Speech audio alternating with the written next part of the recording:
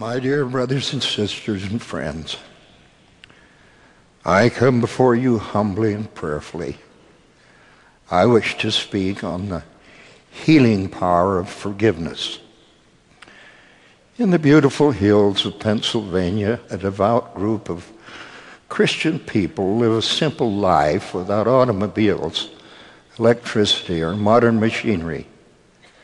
They work hard and live quiet, peaceful lives separate from the world.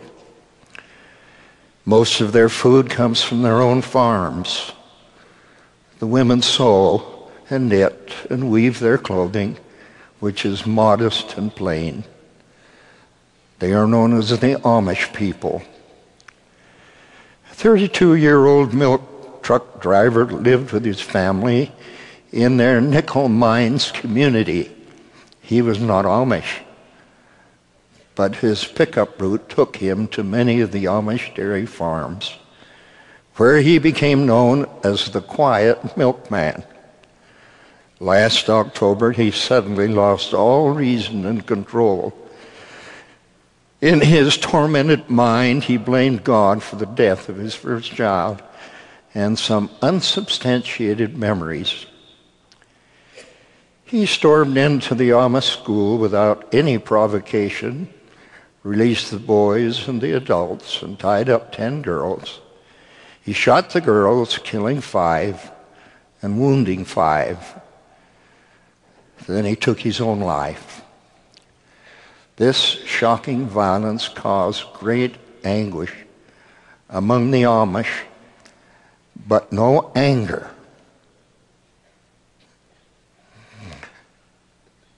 There was hurt, but no hate.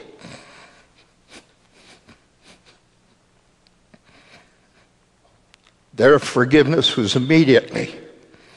Collectively, they began to reach out to the milkman's suffering family.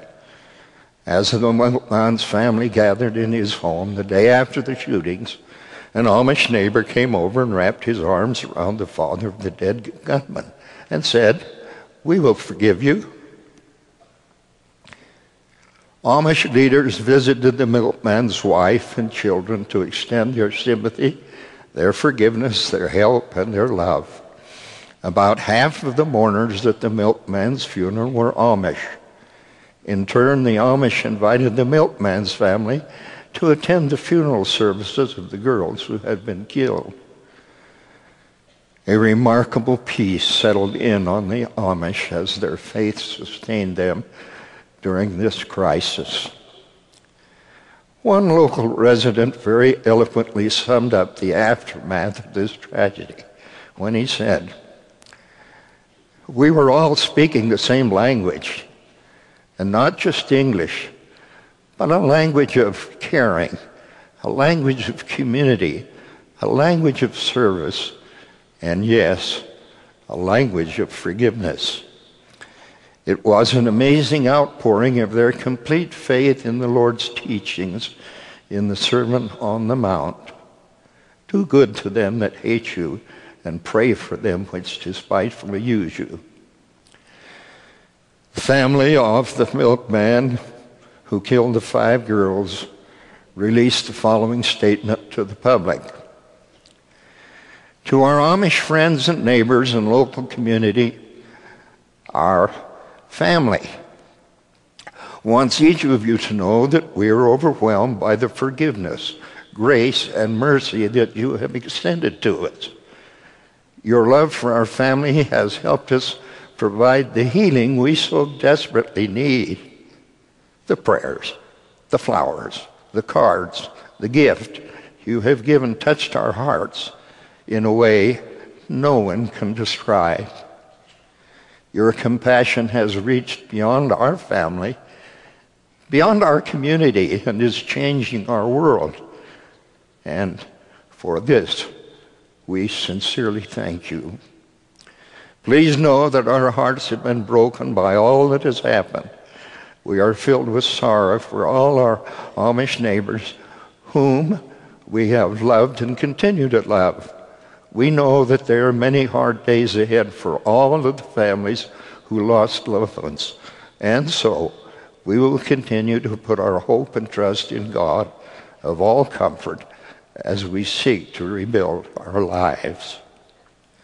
How could the whole Amish group manifest such an expression of forgiveness? It was because of their faith in God and trust in His Word, which is part of their inner beings. They see themselves as disciples of Christ and want to follow His example. Hearing of this tragedy, many people sent money to the Amish to pay for the health care for the 5 surviving girls and for burial expenses of the 5 who were killed. As a further demonstration of their discipleship, the Amish decided to share some of the money with the widow of the milkman and her 3 children because they too were victims of this terrible tragedy. Forgiveness is not always instantaneous as it was with the Amish. When innocent children have been molested or killed, most of us do not think first about forgiveness. Our natural response is anger. We may even feel justified in wanting to get even with anyone who inflicts injury on us or our family. Dr. Sidney Simon, a recognized authority on values realization, has provided an excellent definition of forgiveness as it applies to human relationships. Forgiveness is freeing up and putting to better use the energy once consumed by holding grudges, harboring resentments, and nursing unhealed wounds. It is rediscovering the strengths we always had and relocating our limitless capacity to understand and accept other people and ourselves. Most of us need time to work through pain and loss. We can all find manner of reasons for postponing forgiveness. One of these reasons is waiting for the wrongdoers to repent before we forgive them. Yet such a delay causes us to forfeit the peace and the happiness that could be ours.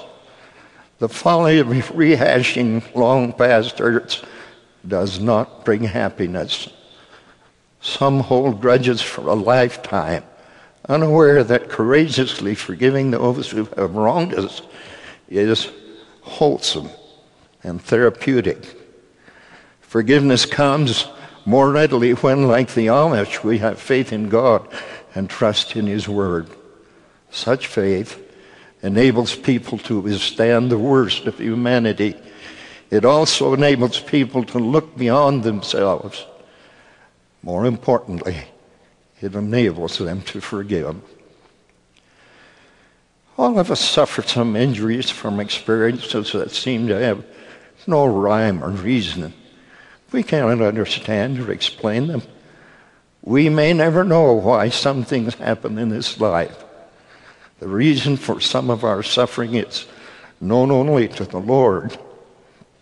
But because it happens, it must be endured.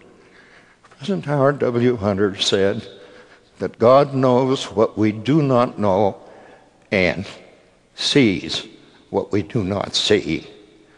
President Brigham Young offered this profound insight that at least some of our suffering has a purpose when he said, "Every calamity that can come upon mortal beings will be suffered to come upon the few to prepare them to enjoy the presence of the Lord. Every trial and experience you have passed through is necessary for your salvation."